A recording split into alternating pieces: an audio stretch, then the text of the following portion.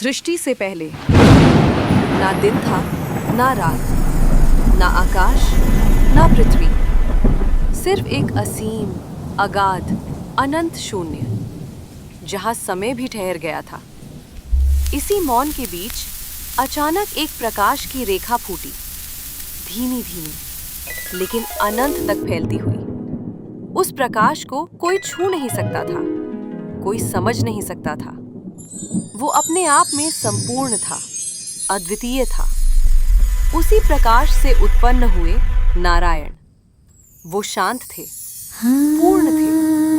उनका स्वरूप जल की तरह निर्मल और मन की तरह अनंत था। उन्होंने आंखें खोली और उस शून्य में पहली बार चेतना का जन्म हुआ।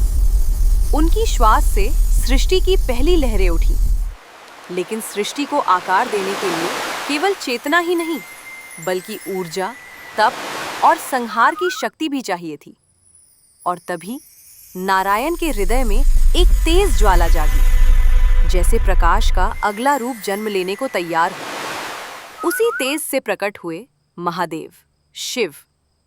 जटाओं में ब्रह्मांड को थामे, तृतीय नेत्र में अग्नि समेटे, वस्त्रों में वायु की तरह मुक्त, अडिग, शांत लेकिन अपार शक्ति के स्वामी। नारायण ने उन्हें देखा और मुस्कुराते हुए कहा, तुम शक्ति हो, मैं शांति हूँ।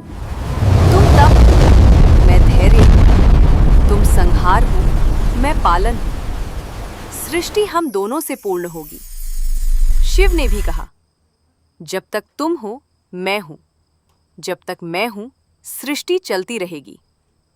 शून्य में पहली बार दो शक्तियां मिली, एक पालन की, दूसरी संहार की, और दोनों मिलकर सृष्टि को जन्म देने की तैयारी करने लगे।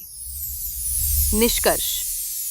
और इस प्रकार नारायण, चेतना और शिव ऊर्जा के मिलन से ही सृष्टि की नींव पड़ी, जहां एक बिना दूसरे के पूर्ण नहीं। दोनों अनादि, दोनों अनंत।